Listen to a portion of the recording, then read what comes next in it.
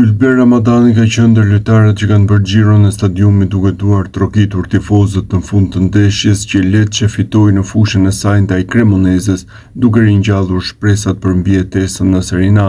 Suksesi 2-1 ndaj rivalit direkt bëri që Salentina të dalin nga zona e ftohtë e klasifikimit.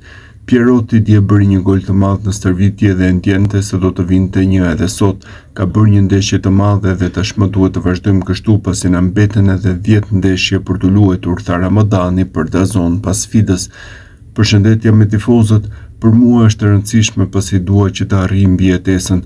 Sot u shitën të gjitha biletat dhe të gjithë ndihmuan ekipin që të merrte 3 pikët, pa ta nuk do të merrnim asgjë. Duhet të vazhdojmë kështu. Video para ndeshjes. Ishte gjithë sakrifica që kemi bërë që nga nisja e kampionatit kishim vështirësi, por tani jemi mirë. Ishte një video motivuese për ne, shpjegoi Ramadani mënyrën se si trajneri Di Francesco kishte përgatitur këtë përballje direkte.